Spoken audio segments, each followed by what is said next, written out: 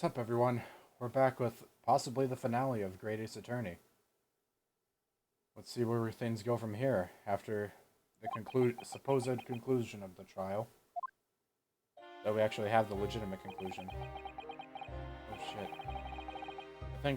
I think I know who this is talking. I despised my life growing up. Those slums are vile places. I was cursed from birth. Born into poverty, the son of a penniless artisan. My parents did nothing but quarrel all day long. What little money they had was never spent on me.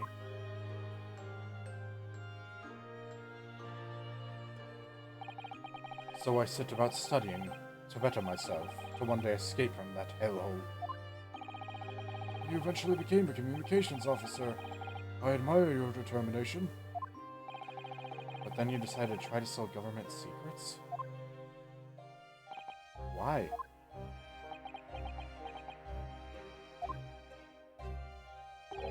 Isn't it obvious? Because I wanted money. Even now, years later, the nightmares of my life in the slums wake me in the small hours. I wanted to drown them out with more money than anyone who lived in that squalor could ever imagine. Then one day, I met him. Mr. Magnus McGilded.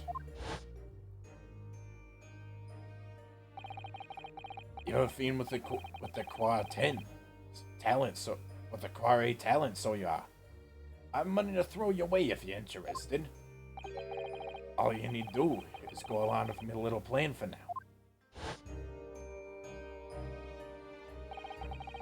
I was to steal the ministry's telegraphic message logs, and McGilded would buy them for a handsome sum. As I was responsible for inspections of the ministry's communications office, it was a simple enough task. The lure of the devil's offerings, how easy it is to succumb. But you must surely have realized the seriousness of the crime you were committing. And for that reason, I took great lengths to ensure that my actions were untraceable. While using the music box. My father was a brickmaker, though my mother divorced him when I was still a child. Yes, Mr. Mason Milverton. That's right, he was very skilled with his hands. He'd once been a music box maker's apprentice. I imagined his skills would be sufficient to create a machine that could generate Morse code. So I sought out my father again, to employ his services. It was the first time I'd seen him since I left the slums 10 years earlier. Wow, this is a cool one. Oh man. Look at you, Ashley. What a fine gent you've become, eh? He was a different man to the one in my memory. A thin, frail old man. A thin, frail old man. But poverty had never broken him, never corrupted him like it had me. I was sure that he wouldn't help me if I told him the real reason. So I made up a story. I've got some work for you, Father. I need some music box discs made. Music box discs, eh? A musician friend of mine has written some music he wants to sell to the public. I've brought the score with me. There are two, actually. I'd be delighted, son. It's been 20 years since I did any work like this, though. Fetch my tools, would you? They're in the loft. That's how I had him make the two discs. Thereby splitting the information in two. We were taking considerable precautions indeed. It was to protect myself as much as anything. It meant that I could deal with McGilded in two separate transactions. The first involved the first of the two discs in the music box for playing them. I exchanged them with McGilded for 10 guineas. Then, on receipt of the second disc, he would pay 1,000 guineas. So, what happened on the omnibus 2 months ago was the second part of a deal, the exchange of the second disc. Yes, I'd sold the man information that way a number of times already, but it seems he became reluctant to part with his money. But that doesn't quite make sense, Mr. Graydon. For why was it that the omnibus 2 months ago Your father, Mr. Milverton, was the lendee on Mr. McGilded and not yourself. When I received the 1,000 guineas after my first completed a dealing with McGilded, I decided to give 200 to my father for his troubles. But my father realized something was amiss. In time, he worked out that I must be involved in something dubious. And when he did, he said to me, "Next time there's an exchange, you'll let your man do it, understand? Otherwise, I won't take your money anymore."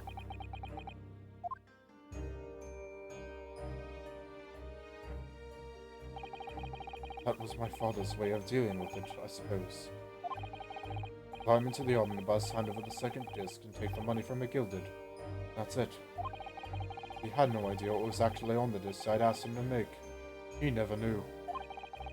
Just like I'll never know why everything went so horribly wrong that night. All I know is that the disc was taken from him, and he never returned home. Damn. That poor old man. It was only then that I found out what sort of a monster McGilded really was. So after 10 years of not once uttering it, I swore on my father's name.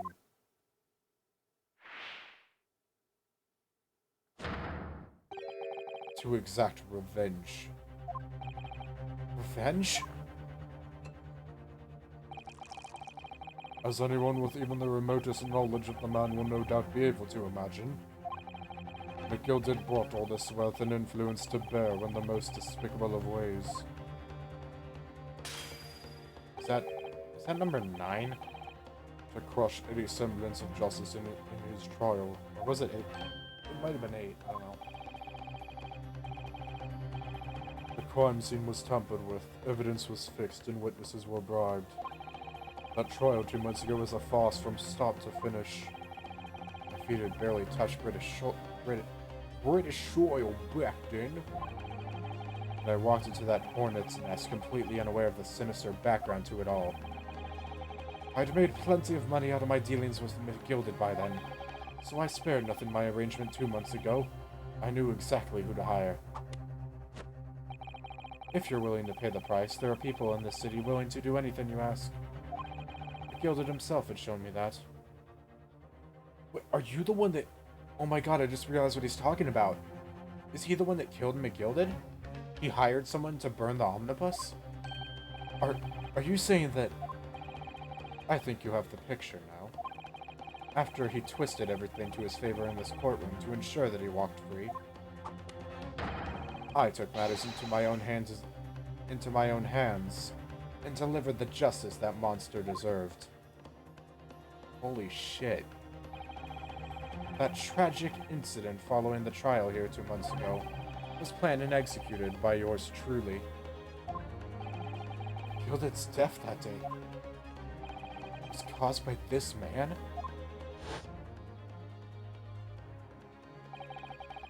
Everything's ready, sir, if you'd like to follow me into the courtroom.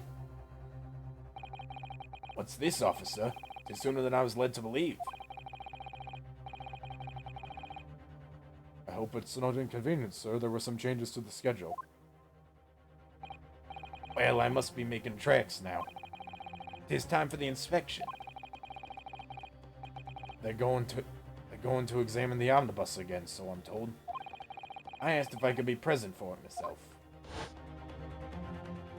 He asked himself, huh? So that policeman who came to tell McGill that he could examine the omnibus again. That's right. An impostor. Who is quite suspicious, one might say. Sorry. Hired by me. He was very sus. McGilded used his wealth to manipulate the trial. He paid people to adulterate the omnibus with all manner of false evidence. He threatened witnesses to lie in their testimony.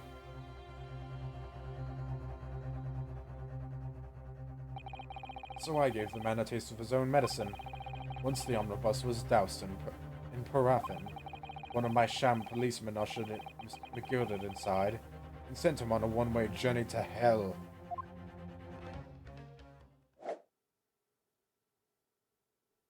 My question is, why isn't your freaking cane broken? An eye for an eye. That's how I avenged my father's death. Wow. I'm surprised you... You know what? You are a real bad dude. But on the other hand, avenging your father's death is an admirable thing, I would say. Spine-chilling account indeed. That is the one positive thing I will say about you. But that wasn't the end of it for me. There was a loose end, you see. A loose end? Yes, I should think it's obvious. The second disc, which my father had taken to exchange with McGilded. Ah, yes. There was indeed no mention of it in the man's trial 2 months ago, clearly because it had been removed from the scene of the crime. When I realized it was missing, I remembered something. Something from the first time I dealt with McGilded. Oh shoot, another new one.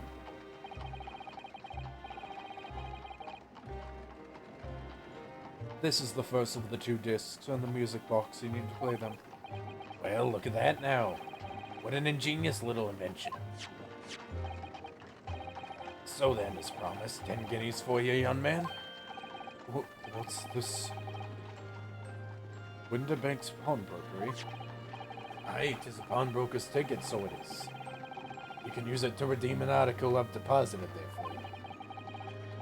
There's no need to give a name, just hand over the ticket and tell the fiend to watch for it. I put a jewel in pawn for you. It'll fetch a good 10 guineas if you sell it, so it will. Never heard of a pawnbrokery being used in quite that way before. Have you not, Mr. Graydon? London's pawnbrokeries are very useful places, you know. Each one is like an extremely secure vault. Wow.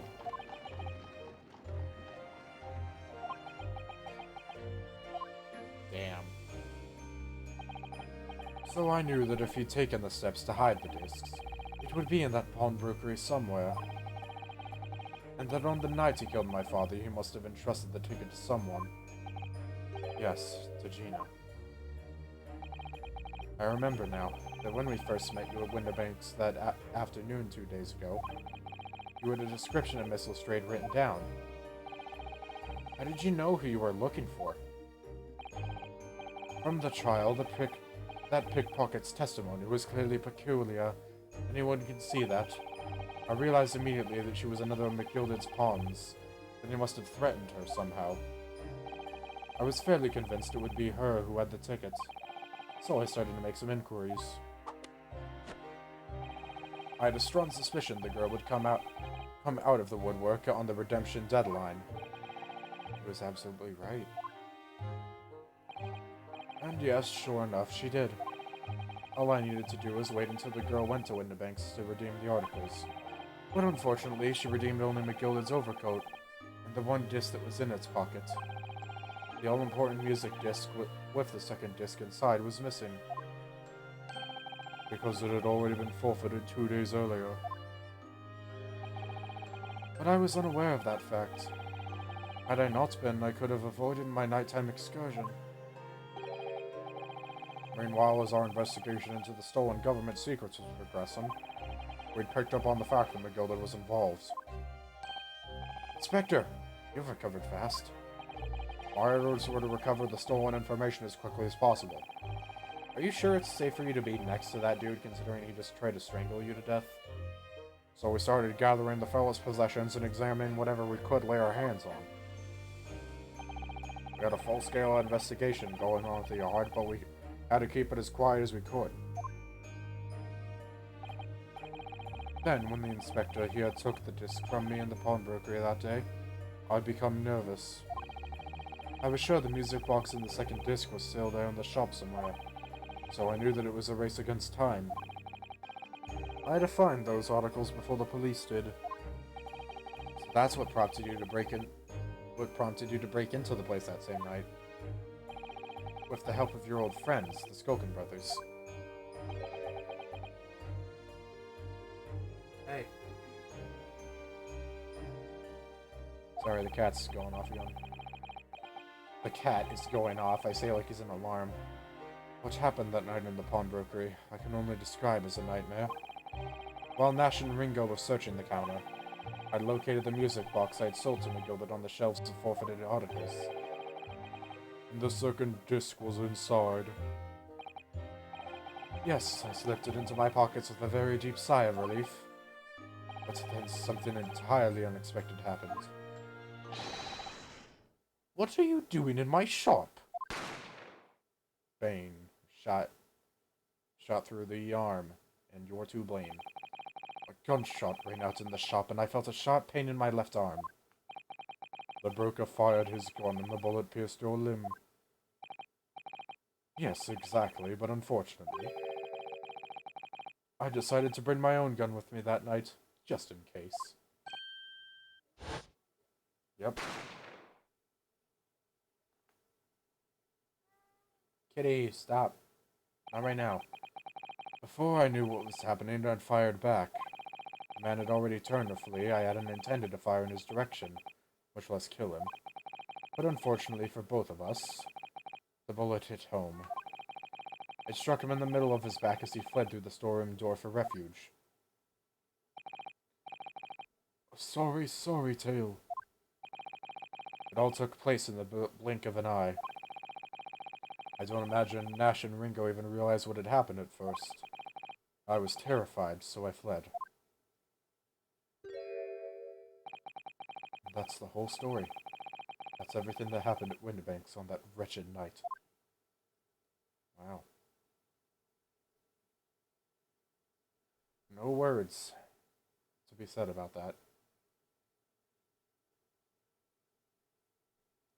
God damn.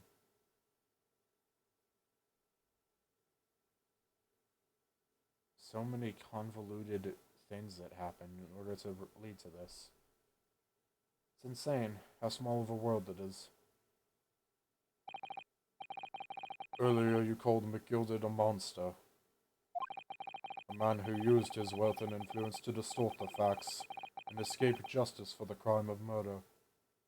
Yeah, quite ironic, isn't it? What tragic irony. Yeah. For what you have done is exactly the same.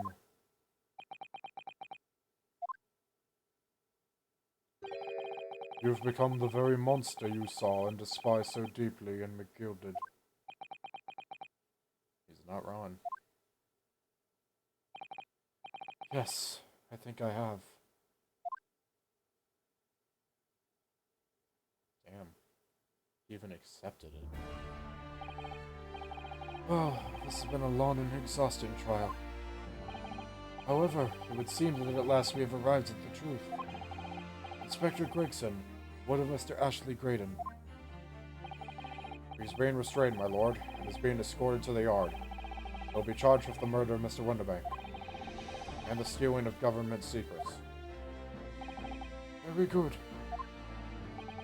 And you, Inspector? Regrettably, you will have to face charges yourself. Yes, my lord. Of course. It transpires that you were complicit in helping a criminal escape justice. That fact remains, whether or not you were doing so in the line of duty.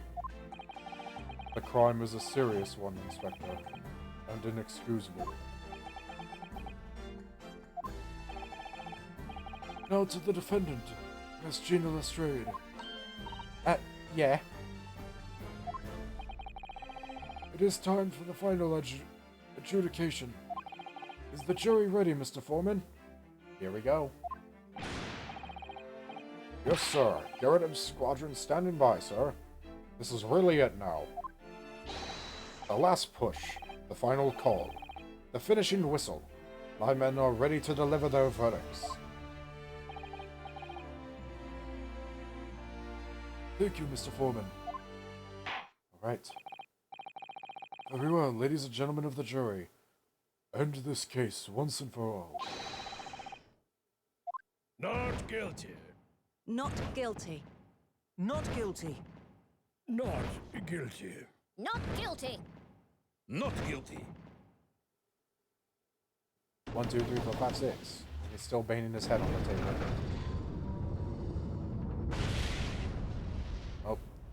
If juror number 4 wasn't senile before, they are now. That's the stuff. I'm off the hook. Finally, Reno, you managed to do it. Finally is the word. I really wasn't sure if we'd come out on top for a while there. Susie was right. You're the best lawyer in the world. Miss Lestrade, I am not finished with you yet. Eh? What are you looking at me like that for? Before you start enjoying your freedom, there are certain other crimes to consider. Eh? Right, perjury. 2 months ago in my courtroom, no less, you gave false testimony, did you not? And in relation to the trial today, not only did you unlawfully enter Windibank's pawnbrokery, you also attempted to abscond with Mr. McGilden's property, it seems. You know, did we ever even freaking present the manuscript? I don't think we ever did. Eh? You know, it's kind of funny. I'm pretty sure literally every single person, every single witness of this case is guilty of some type of crime. Gina, Gregson, obviously Graydon, and both of the brothers. Literally everyone is guilty of some type of crime. I've never done nothing of the sort. Of course not. It's not like you were gleefully wearing McGilden's coat in your cell yesterday or anything. Aw, just when I thought was getting excited about throwing a party for Guinea this evening. Turning no attention to the defense. Alright, us. Determining that when played together, the music box just contained a message in Morse code was... Well, it was certainly a most unexpected revelation, Counsel. Alright, yeah, that. Quite so, my lord. The prosecution was caught entirely off guard. In fact, I think we should applaud my learned friend's courage here today. I propose a toast. To demanding the government of secrets be disseminated before the entire courtroom. Very sorry about that. It was the only way that I could get Inspector Gregson to admit to what he'd done, so... If I may say something on that point. Isn't that... Oh, right. It's, about the sounds produced by the music box before. I do wonder if that was really Morse code at all. What are you saying, madam? Oh, well, it's just that I'm really rather fanatical when it comes to Morse code, you see. So much so that the whole world seems to be covered in dots and dashes to me, in fact. Goodness, madam. An unhealthy level of obsession one feels. Yeah, almost as bad as Stereoscope Man over there. But I must say that in my opinion, the sounds produced by those two discs were nothing more than that. A meaningless series of two different tones. What? Could that really be? It wasn't Morse code after all. Huh? My lord, the defense would like to listen to the music box again. Are you off your nut? How many times do I have to tell you those discs contain ministerial secrets, sunshine? This courtroom is not an appropriate forum to discuss the nature of the government communications. We know McGilden conspired to trade national secrets with our enemies. Secrets acquired from Mr. Graydon. Now that the man has admitted to his crimes, we have no need to pursue the matters further. Tiger, why are you doing this? Tiger, be gone. Stop doing that. Anyways, I started blasting. But it's really gonna bother me.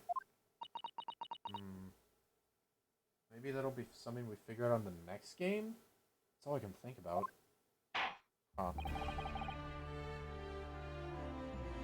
Miss Lestrade. Yeah, me lord? That which you have seen today is, here in this courtroom, has been extremely disturbing.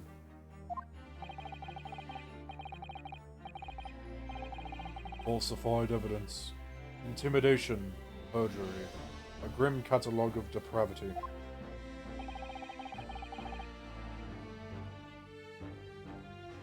An appalling experience to befall any child. Come on, it ain't nothing I don't see most days in the back slums. I beg your pardon? If you're weak, you pay for it. That's just how life goes. Gina. But look, I reckon I've worked something out today. The world ain't fair, but if you want it to change, you've got to start at home. You've got to change how you are yourself. Wow, that is some profound thinking for a kid. Well, that's a very laudable lesson, I would say. How old are you again, Gina? Oh, 17. She's almost an adult, actually, but... I eagerly look forward to that the born-again Miss Lestrade never gracing my courtroom with her presence again. No, you're actually... I just realized, I'm pretty sure Gina's freaking older than Susato.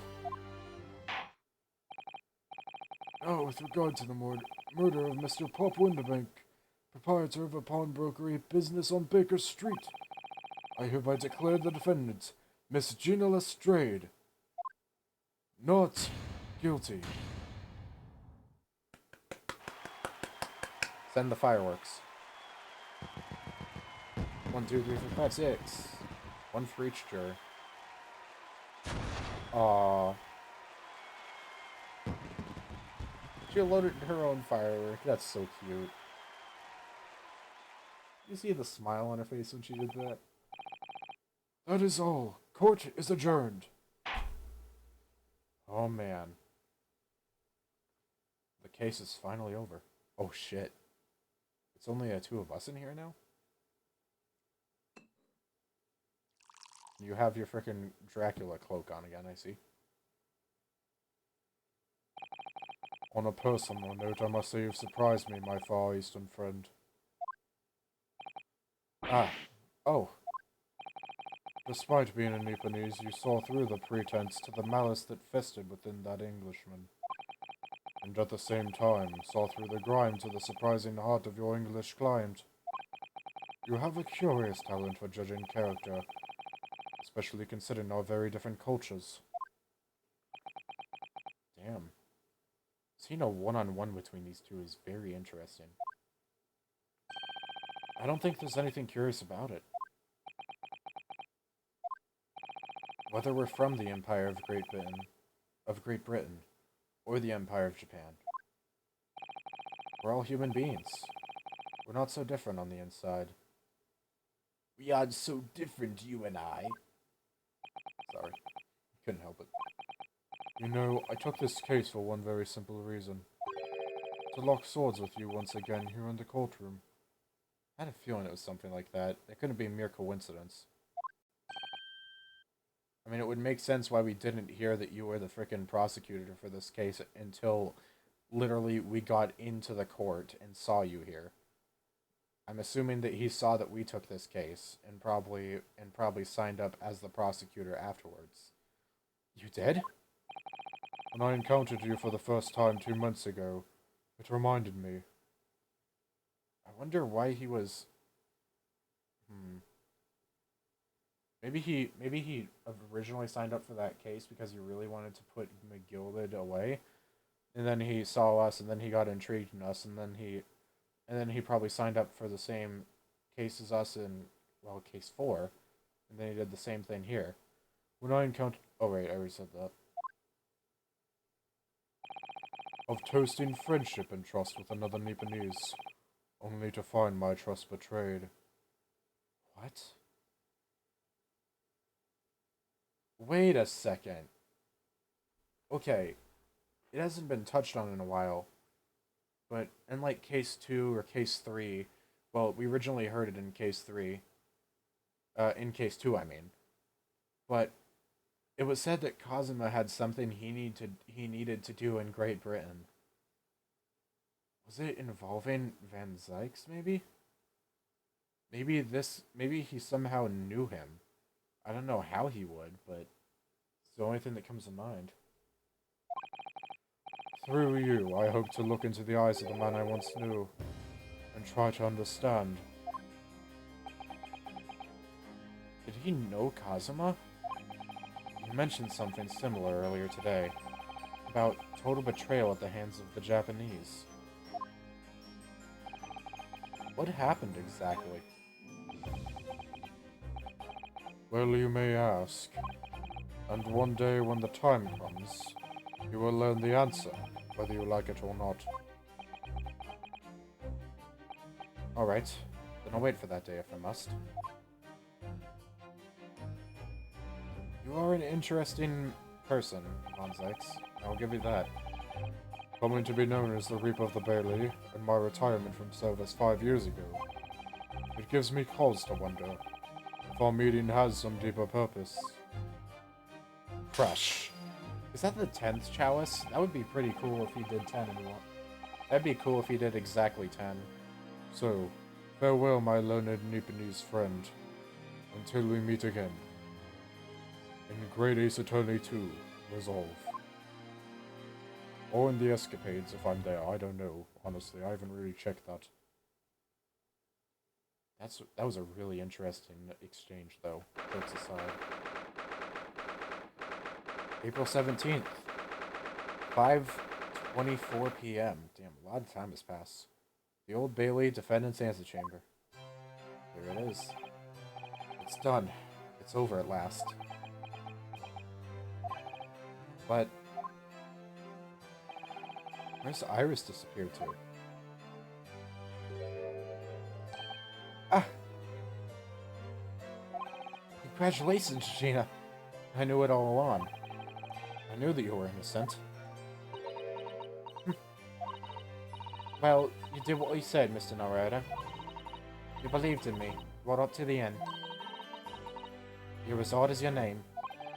It's not about it. I told you I had faith in you, didn't I? Oh, I thought he was talking about his name for a second there. I was just like, what's wrong about my name?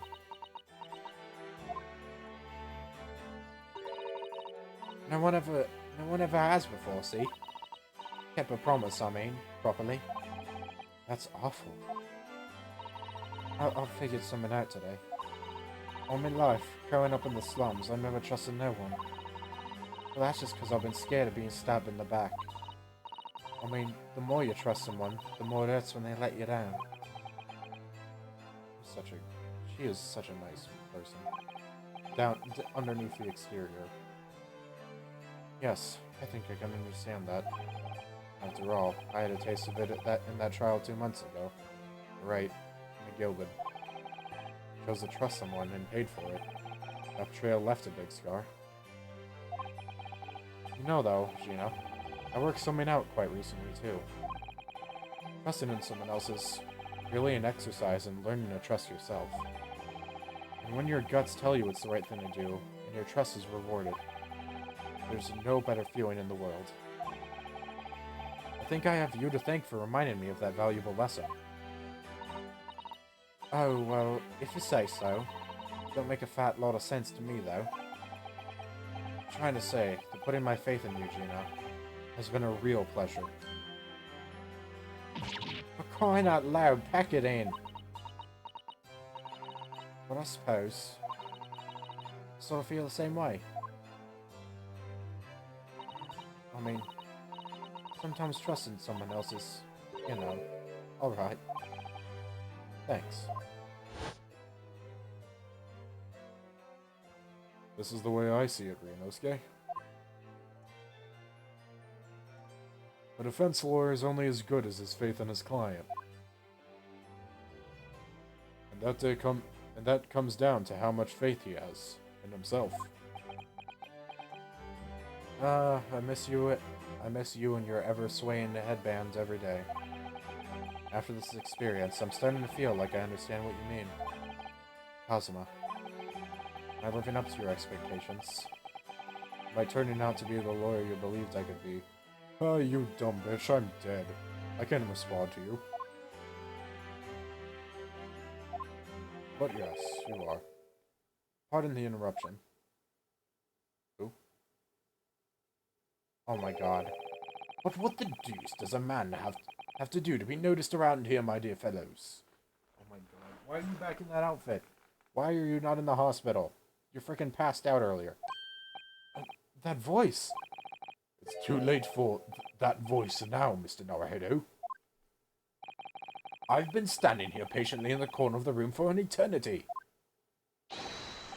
Ah, yes, it was me all along, I would have said when finally you noticed me. But you people with your incessant babbling! I missed you. Mr. Sholmes! Ah, yes, it was me all along, you see. I love this man.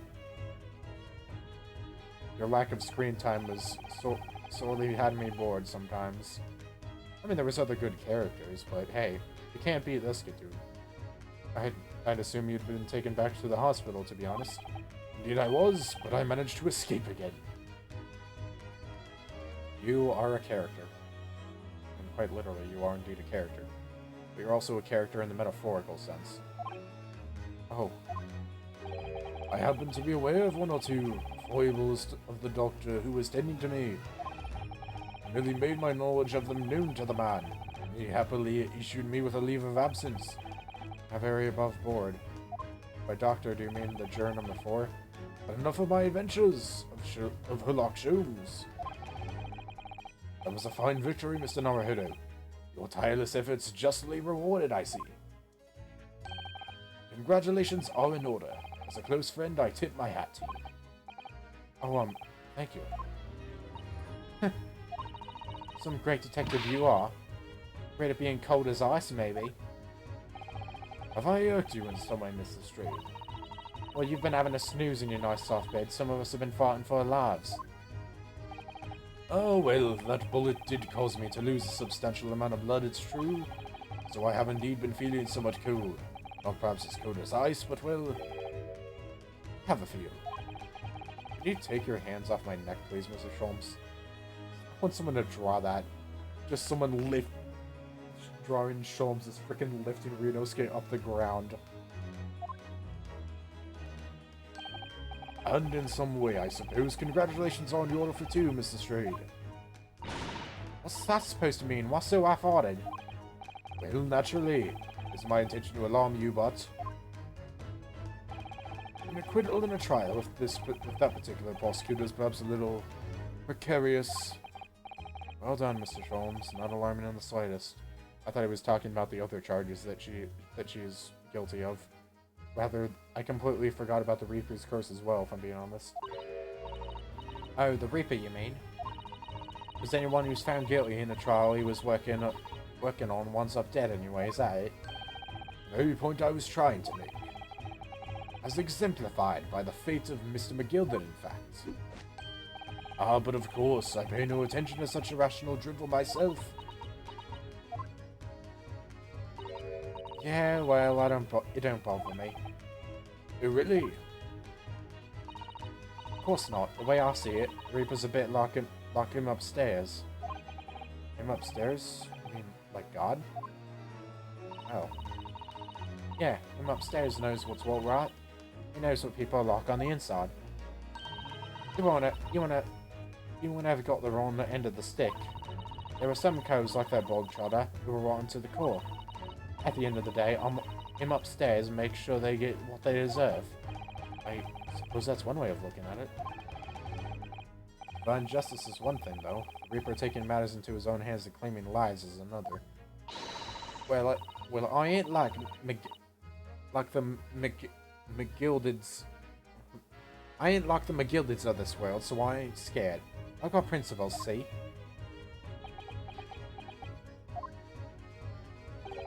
A trait in you which is to be admired, Mrs. Strayed.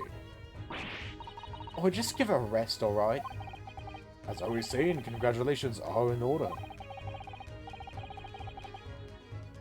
The news of your acquittal is very welcome news to me indeed. Let me express my heartfelt congratulations, Gina. Wow, actually well, there you are, Hurley. How long have you been here? Also, this freaking falling down animation never fails to get me. Also, I think that's the first time I've seen Sholmes call her by her first name. Interesting. Honestly, I went to the main entrance especially to meet you there. Ah, Iris, my dear. I do apologize. Let's wait until I tell you what happened. This pair made out of fools of themselves. What happened? As you know, I have a penchant for disguise. I was hiding in this room dressed as a bailiff. But these stools didn't notice my presence at all. They had no idea. Can you imagine, Iris? Would you credit it? Not sure, really. I beg your pardon. I'm sorry, Helly, but you don't have the weighty presence you seem to think you have. In fact, you really ought to be more careful about that. It's going to land you in trouble one day. Oh, be careful. Oh, now he's depressed. Ouch. Anyway, it's such a shame. I was so hoping to throw a party for Guinea tonight. But you won't be able to come, will you? Don't look like I'm gonna be going nowhere for a while. You wear the judge's patter. I've got stuff to make amends for, apparently. All them offences. What was it again? Breaking and entering, taking the ball trotter's stuff was what was in the log, blah blah blah. Yes, I think you'll find that basically being a pickpocket is the main offense. But Dolphin ain't an offense, it's a job, innit? I don't think so. Still, it has got me thinking all this. No, I know you're supposed to be like a dirty pickpocket and all that, but honestly, your clothes seem pretty clean. I haven't even realized that until now. It probably took seeing frickin' Graydon with his white clothes that got stained with blood to realize that yours are pretty clean. You must just start looking for another line of work. I mean, you didn't start off as a lawyer, did you? Did you, Odo? Well, no, but I was never a pickpocket. Also, you just called him Odo. Well, anyway, I reckon I can make a change. I'm gonna do something for all them locking me from the slums. Something that makes a difference for them. I hope we see her in Greatest Attorney too. I don't know, she's just a real fun character, and I like her. I like all her interactions, and it's also fun to voice her.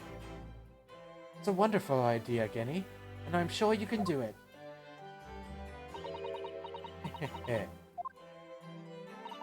What is he? Oh, wiping away the tears again, huh? Nothing.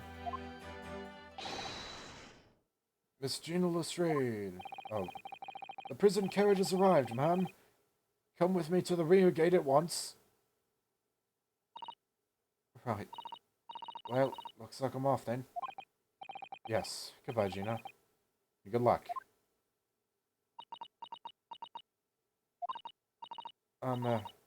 Odo. Yes? Uh-oh. I have to load the gun. Ah! What was that for? I'm gonna say that's a tsundere way to say goodbye. I don't know, I mean... I don't know what to say, so... Oh, indeed. Perhaps the situation calls for a phrase hitherto missing from your vocabulary, Miss Lestrade. Eh? On occasions such as this, I would recommend a simple thank you. Oh. Oh, yes. It's good advice, Guinea. Right, I see. Well... Runs off and doesn't say it. Oh, to hell with this. I'm out of here. Oh. Thanks, Odo. Oh. Thank you for everything, what you've done. For believing in me.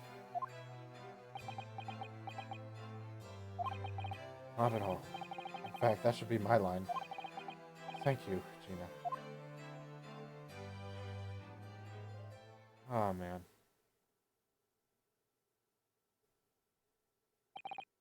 I really hope that whatever her offenses are, that they're not considered anything super major, and that we'll get to see her. Oh, there she goes. I wonder if I'll ever see her again. God, I hope so. She is such a fun character. Well, well, well. Quite the indomitable pick-purse. Oh, I nearly forgot. I brought a paper outside. The special edition, and this trial is all over the front page. Pickpocket's innocence proven. Isn't it wonderful? You should have shown it to Gina, Iris. She would have been thrilled. Oh no, how silly of me. Ah, but anyway, would you like the good news or the bad news? Oh, not again. What do you say, Bruno? Hurley? As usual, I think I'd rather get the bad news out of the way first. Absolutely not. I have no intention of listening to anything but good news. And there you have it. How people answer that question says a lot about them, doesn't it? Let's not go there. Alright then, maybe let's stop with the good news this time. The rain has finally stopped. It was a record level of rainfall, apparently. Well, that is good news indeed. We can journey back in greater comfort. Alright then, what's the bad news? I'm covering my ears. I don't want to hear it. La la la, you can't. I can't hear you. The huge storm has left the seas very choppy. The channel in particular is awful, so sailings out of Dover have been delayed by a day or more. Wait, Dover? That's right. If we head to the station immediately, we may still make it in time to wave Susie off. But there won't be a train, surely. We couldn't be that lucky. Who do you think I am, Mr. Naruhodo? I have a private train. Thomas the Tank Engine, in fact. Mr. Sholmes? I rushed to Victoria Station earlier and made arrangements for a special express. If we hurry now, we shall be there in time for dinner. I know of a fine restaurant that serves the most delicious baked so. I don't... The great detective does it again! Indeed he does. Haha. I happen to be aware of a number of the rail transport director's foibles. But I merely made my knowledge of them known to the man, and he happily laid on the locomotive. Elementary. Just an idea, but it might be wise to stop manipulating people that way. What are we waiting for then? To London, Victoria. You know what? I don't know how much longer we got, but I am going to end this today. This feels like, 5 a.m. Port of Dover, quayside. That took somewhat longer than I had anticipated. Susie's boat must be about to leave now. Mrs. Sato, where are you? There she is! Over there, look! It looks like she's reading something.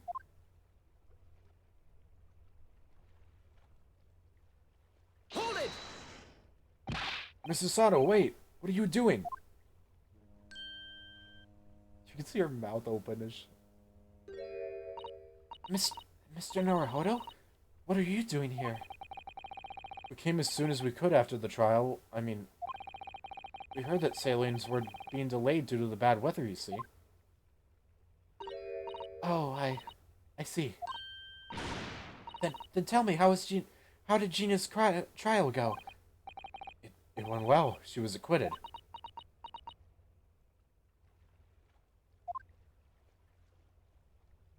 Oh, that's wonderful.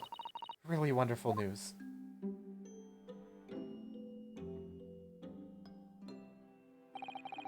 The book you're about to throw into the sea. It was your Encyclopedia of British Law, wasn't it?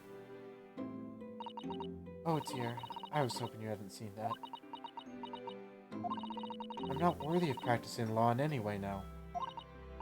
So, I was saying my final farewell. Sayonara. You were saying goodbye to law? You, Susato-san? Would I be correct in assuming? It's because of the peephole, Mrs. Sato. Right. I deliberately altered the scene of a crime. And then I tried to hide the facts. What I did is utterly unforgivable. That reminds me. How did you even come to have this, Susie? On the evening of the incident, Mr. Sholmes had invited Gina to dinner, if you remember. Oh yes, we had a wonderful time.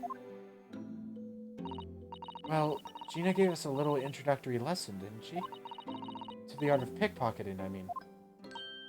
Oh, that was so much fun. I stole Bruno's armband. Yes, please don't do that again, Iris. That band's very important to me. Well, if it's so important, you should pay more attention to it. You didn't notice for ages. On a whim, I thought it would be fun to see if I could take the cat flapper mat, so I put it up my sleeve. Really? And then I rather forgot about it, until I found myself in Mr. Winterbank's shop with it later that night. Man, how did you keep something that size in your sleeve for that long without noticing? I see. And then... I like how it still shows their silhouettes. Mr. Sholmes! Mr. Sholmes! Leave me, Mr. Naruhodo. Right.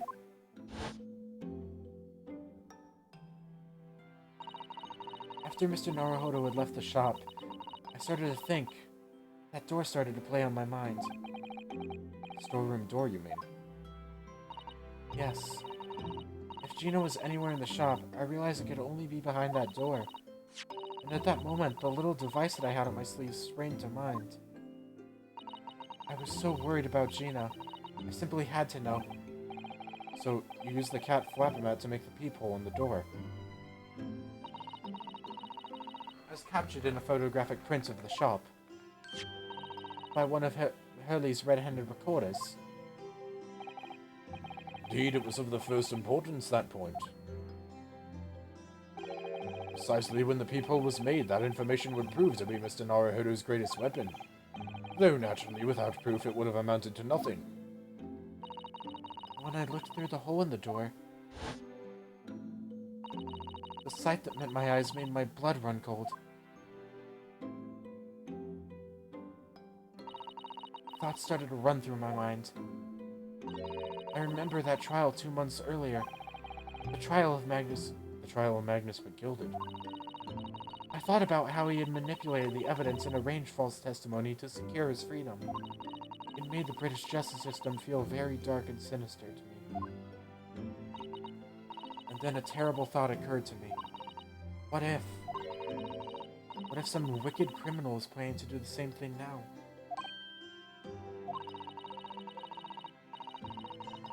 Because from the appearance of the crime scene, it looked exactly as though Gina had shot Mr. Winterbank. Even though I was sure she would never have done such a thing. You were worried about the true culprit. You were worried that the true culprit would try to frame her for the crime. That's right, but then I realized it would be very difficult for anyone to give false testimony in this case. What do you mean? Well, the crime appeared to have appeared behind the door of a locked room. Sorry, I can't speak. If someone to claim falsely to have witnessed it, there would have to be a way to see beyond the door. Ah. For which, a peephole would be the very thing. Only the peephole I had made wasn't actually there until after the crime had been committed, of course. And the criminal would know that, so it wouldn't. And the criminal would know that, so it wouldn't make any difference. But the possibility of a rather ingenious trap was there, was it not? A trap? Is that why she did it? So, is that why you kept it a secret, Susie? You never mentioned that you made the peephole to anyone, not even to the police. I know, and I knew at the time what I was doing was wrong. A criminal offense, even. That's why I decided to confide in Mr. Sholmes. If Mr. Naruhodo was completely backed into a corner, with no other possible means of escape, the truth about the people could save him. That was my plan. She really does think of everything. Harm and Vance, too. But then, why didn't you just tell me everything before the trial began? My dear fellow, you're not thinking straight. If she had done that, it would have rendered you complicit in the whole escapade.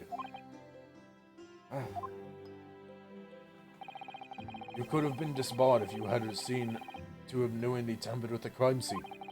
So Mrs. Soto decided to shoulder the burden of responsibility alone. For your sake. And Miss Lestrange's. Mrs. Sato. The truth is, when it happened, I did it because I'd lost a little of my faith in the law. Oh. I was worried that the right people wouldn't be convicted of the crime. But the moment I allowed myself to think that is the moment I'd lost my right to call myself a judicial assistant.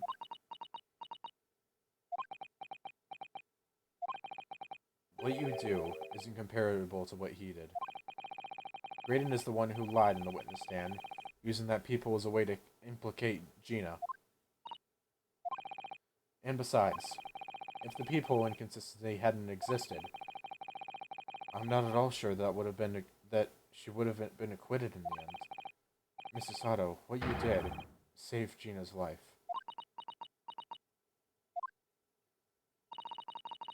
Well, with your kind words, Mr. Naruhodo, you've saved me too from my regrets.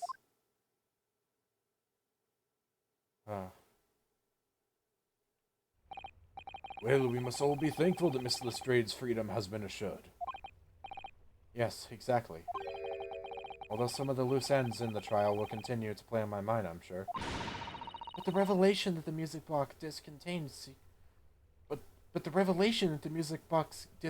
secret messages, Mr. Naruhodo. What a triumph to work that out. I'm full of admiration. Well, actually, that argument wasn't quite as compelling as I thought it was. Oh, it wasn't? There was a communications officer among the jury members, you see. A telegraph operator. She said that the majority of the sounds on the disc were just meaningless tones. As one would expect, after all, we are talking about secret government communications. No doubt they were written in cipher to avoid being readily understood, should they have been intercepted. In cipher? I see. So then we could have never hoped to understand the message anyways. Nonsense, my dear fellow. It's quite a zero-point problem, I assure you.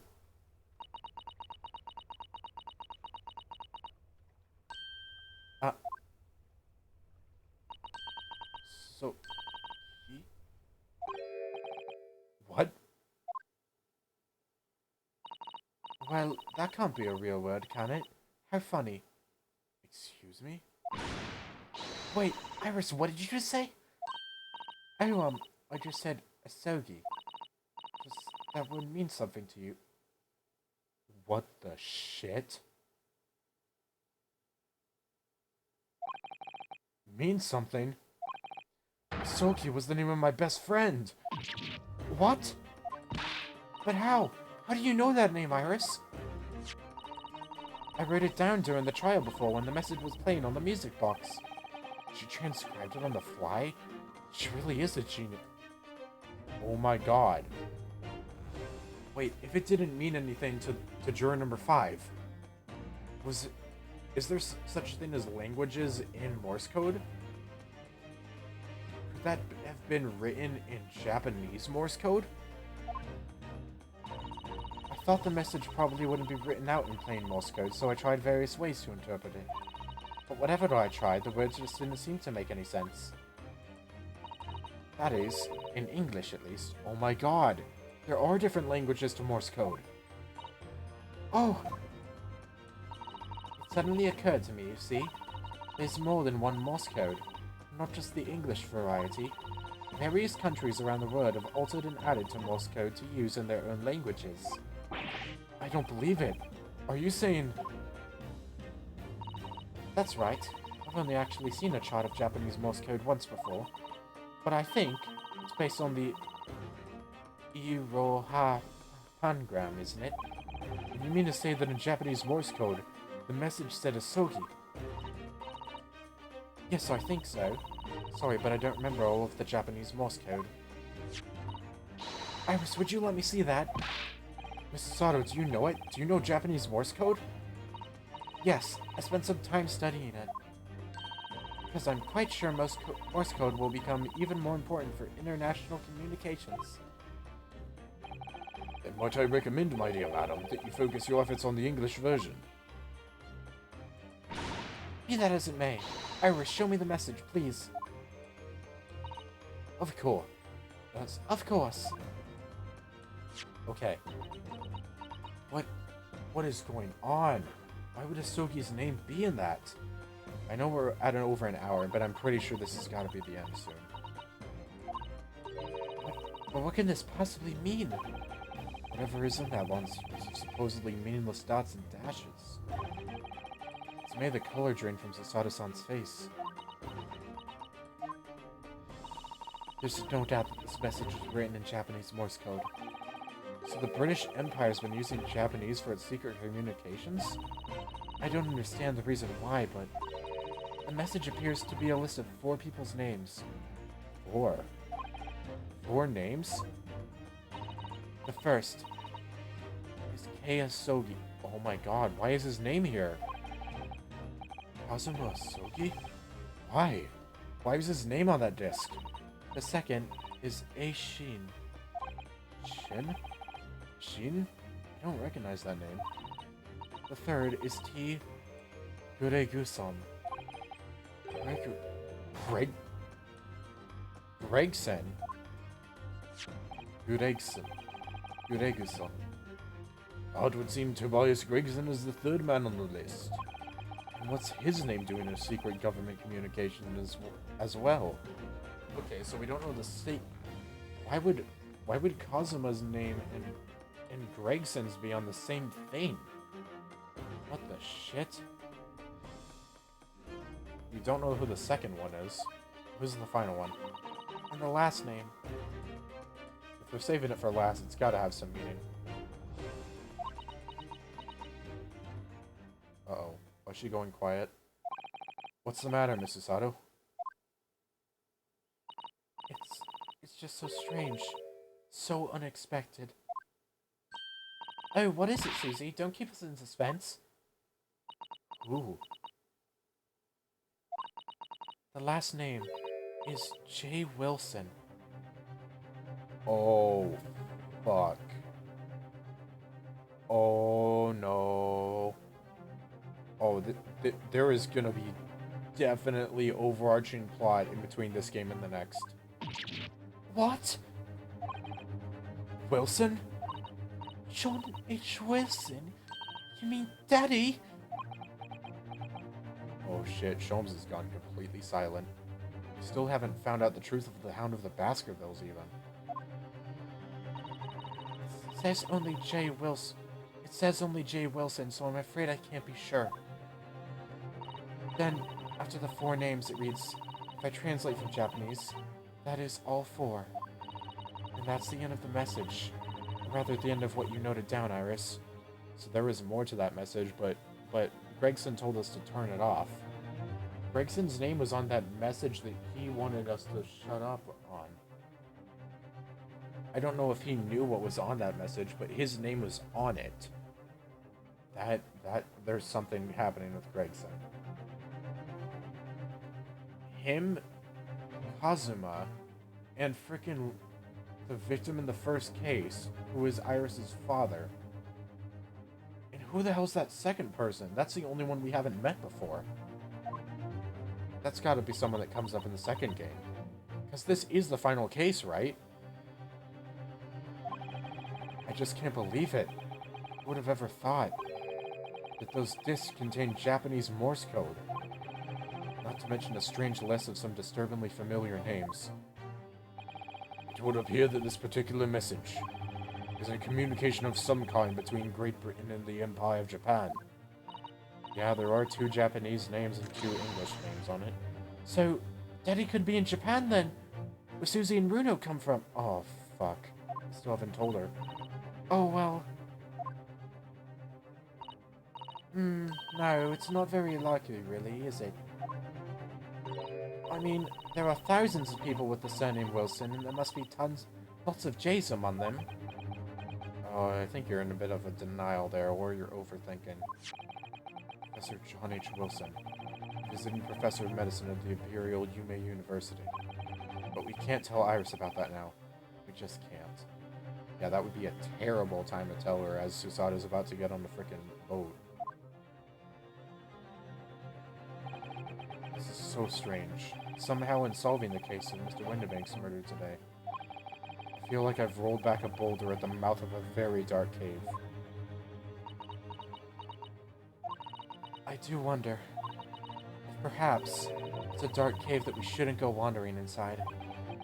I feel like we're definitely going to be wandering into it one way or another. And now it's time for her to go. Oh dear, the ship is going to set sail soon. Yes, it seems so. Such a freaking bombshell was dropped, and now we're ending off the game. I'll sail on that steamship first to the port of Dunkirk in France. Then I'll change onto a larger passenger vessel bound for Japan. You're really going then, Susie? We wish you a safe passage, Miss Susoto. Thank you so much. I wish all of you the very best. Miss Susato, I had hoped that you would to have you always at my side, to guide me and support me. Mr. Naruto, please come back soon. As far as I'm concerned, you really are the very best judicial assistant in the world.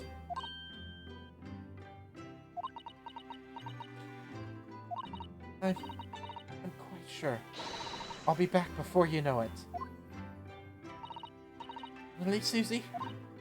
Oh, now don't forget, Iris, I made you a promise I've yet to fulfill. A promise? About your manuscript. Ah!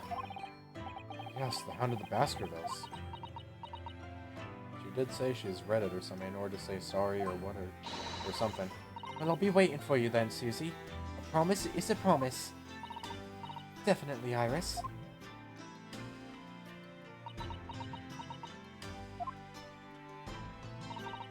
Mr. Naruhodo. Yes?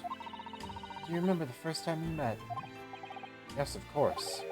On the SS Buria when I was dragged out from that wardrobe still half asleep. If I remember rightly, you threw me halfway across the cabin with the Sato takedown. Actually, we met back in Japan, but that's beside the point. You know very well what I'm talking about after that. You know very well that I'm talking about after that. Didn't we technically meet during the first case? Yeah, whatever. Strange, but being thrown together as we were in that case, I somehow felt straight away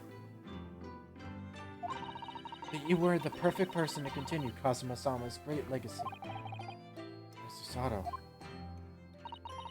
And my instincts were right. You really did turn out to be a great ace attorney. I'm sorry. I really want to believe. No. I'm sure that I'll be back soon. Farewell until then.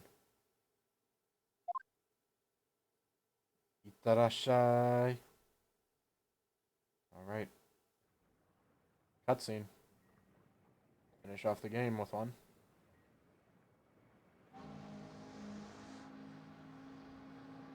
Somehow we seem to have come to the end of the adventures of Ryunosuke Naruhodo. Or the first volume, at least. Looking back now, it feels as though fate has led me on this journey. Even Waga is here.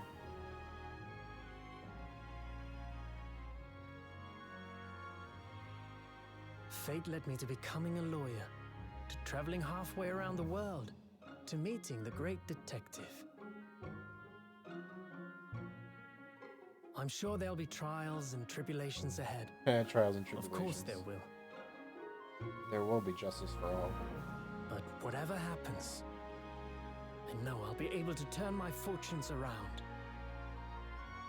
Ah, Sholmes. What a legend.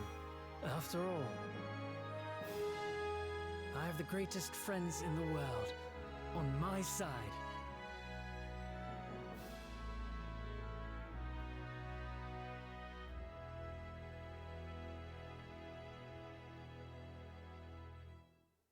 Man, what a game. Huh? Ah, yes, Mr. Naruhodo. Yes, Mr. Sholmes? I have some rather awkward news. The railway company has decided to sue over the special express train, apparently. Huh? It caused such a commotion on the line, all the other trains had to wait at stations. But really, we would never have made it to Dover in time otherwise. Anyway, I explained everything and how it was all your fault. Huh? Huh? Oh my god, it's still doing the thing. The thing that they do in every Ace Attorney game at the end. I believe a formal complaint shall be delivered to your office tomorrow. Not to worry, my dear fellow, according to Mr. Sato. You love defending yourself in court. Huh? Huh? Huh?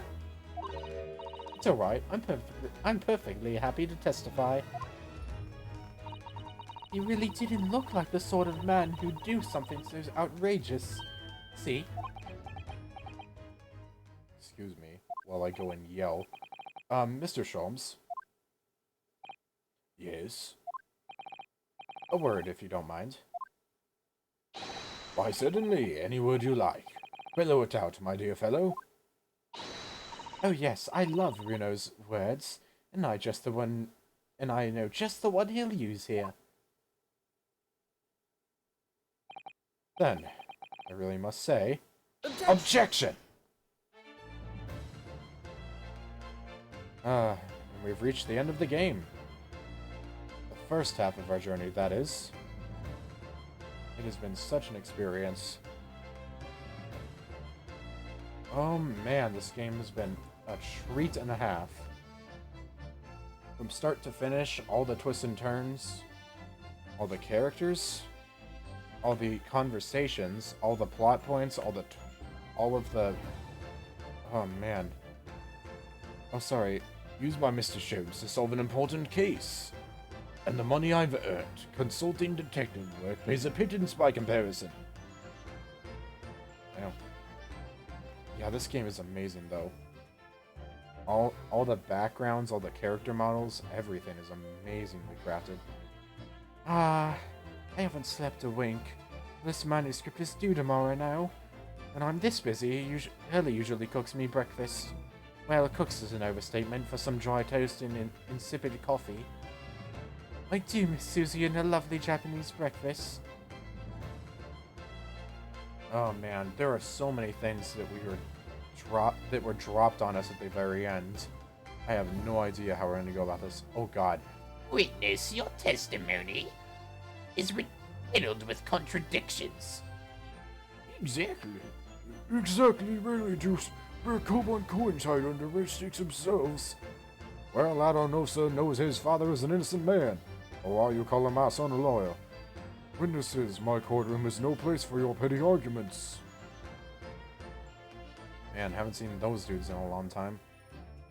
Man, this game has been such a trip, though. Oh, having delivered the Russian dancer to shore in Shanghai, I laid low on the steamship. But last night I apprehended an extremely suspicious Japanese national on board. I've done nothing wrong! All I did was give my eyes offspring refuge in my pocket. A man brings some kittens on board and suddenly he's a hardened criminal. It's not fair. It's not fair. I'm crying. I love Soseki. I would love if we got to see him in the second game. I doubt it, but Scientific investigations will be the gold standard. I dream of a world governed by the tenets of order and discipline, like a great clock, in fact, whose hundreds of parts mesh together in perfect unison. I haven't voiced you in a while, I'm sorry. Now, if you'll excuse me, I have but 2 minutes and 37 seconds until my next appointment. I remember his voice is kind of similar to Van Zyke's, but I don't think I have as much of an accent on it. Yeah, man, I don't have enough time to freaking even voice my opinions in between all this stuff. The latest Rants magazine is out, and I'm in it again. Whenever I say that one line she wrote now, I get a standing ovation. Want to hear it?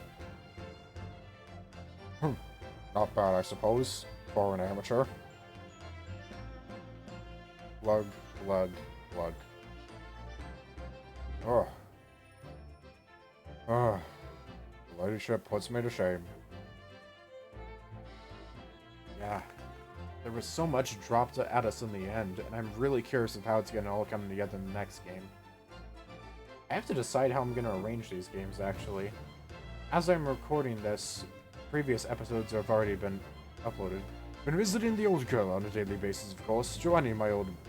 Must say, battling with those ballet stairs every day has done wonders for the Dicky Peg. Managing rather well with the housework, too, about this maid business. Hope the gossiping neighbors don't realize the man of the house has his own maid. Huh? Okay, so is Joanne actually in jail? I didn't even realize that. Oh shoot, these two. My Rolly is back on the beat again. All thanks to the Reaper. There's nothing I enjoy more these days than hunting out small change in the gutter. I'm a better Bobby now, looking out for Londoners. I dropped pennies and my lovely wife. Oh, Pat. Oh, Rolly. Oh, man. Yeah. I'm not even gonna have time to voice all the stuff I wanted to, but... Or talk about all the stuff I wanted to, but... I can talk about those in the escapades, I guess. Gina. Looks like I'm gonna be doing St. Tom for a bit now. But always comes every day for a natter, so it ain't too boring. She's always going on about all them cases what Sholmes is looking into. Criminal investigations are kind of interesting when you get into them.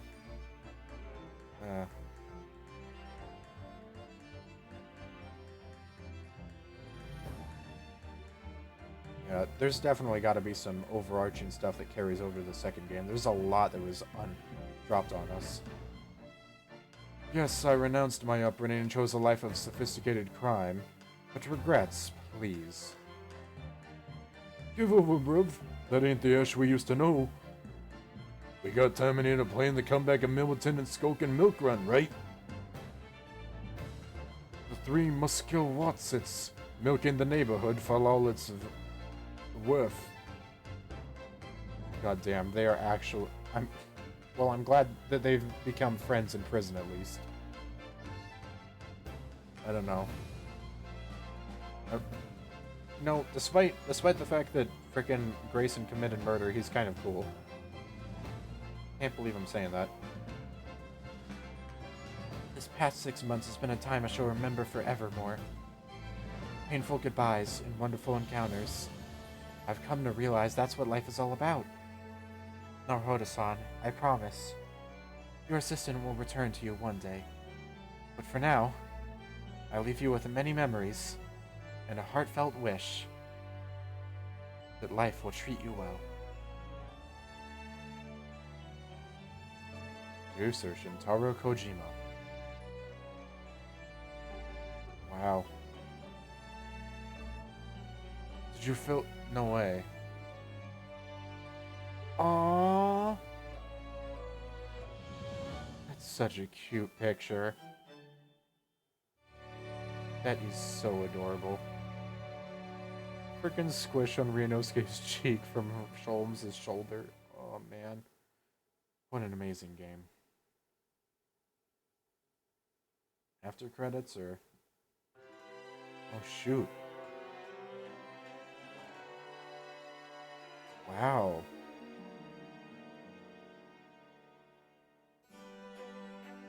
This is... Oh, is this the... Oh, this is real nice. Okay, well I guess now I can actually talk, now that we're going past all this, I can actually talk on the game. Yeah, all the cases were so good. I enjoyed them extremely. I don't even know how to... Man, I don't even know how to put a lot of my experiences into words. I know, compared to the other games I played so far, this has been a lot of just... I haven't been able to voice my opinions much in comparison to the other stuff. Like, the previous cases the previous games I played so far, at least, have been a lot of my own commentary, but this, it's kind of just... Oh, is Hisato gonna follow them? That'd be nice. He's probably gonna join in, I assume. Oh, or she's gonna come up behind us. Anyways, yeah. I don't know. It's very... I don't know, I've been enjoying voice acting for this game and all that. You know, giving my own unique voices and all that stuff. And it's been a blast, even if I haven't been voicing my opinions extremely often. It's been just an utterly amazing time. All the twists and turns. I hope that people have at least enjoyed my reactions to, like, realizing some twists. See you later, Asogi. There's Nicolina. I don't know what to say. There's just a lot of stuff in this game that I've extremely loved. And I don't know the words. It's just amazing. Oh, she's carrying the sword.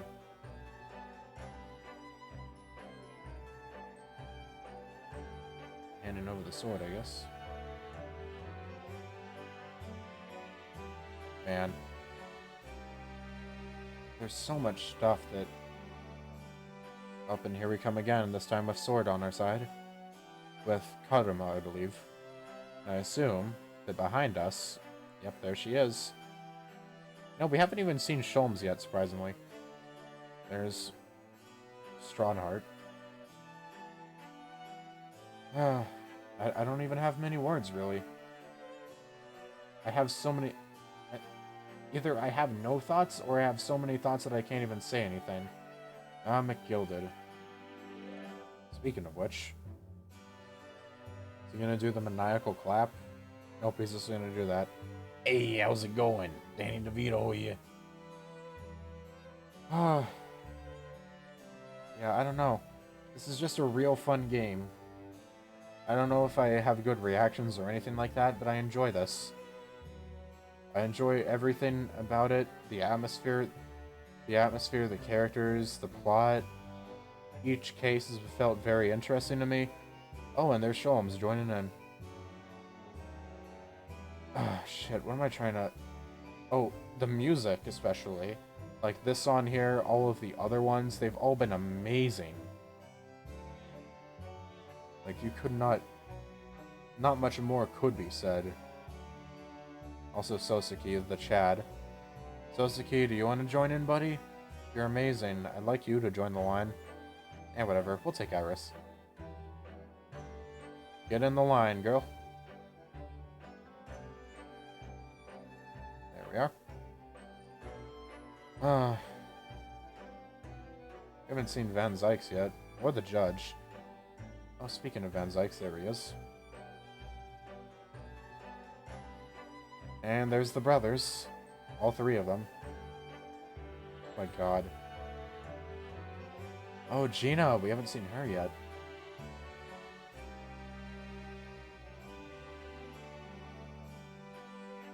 Oh yeah. Game sucks. We didn't even see the judge. Oh no. Okay, never mind. She didn't load it fast enough. We didn't get to see the judge's legs. The game is a sham. I wonder if they did make a full model for the judge, because have we ever seen his full body? I'm talking about both the judges. Both the Japan judge and Santa judge. I don't know. Either way, this game has been an amazing journey. And I hope that anyone that has seen it, I hope you'll stick for the second part of it. Because, I mean, there's been a lot of setup in this game. But I believe that there's a lot of payoff we have yet to see. This has been Tobias Stratus, signing off until next time. Ja, mata ne.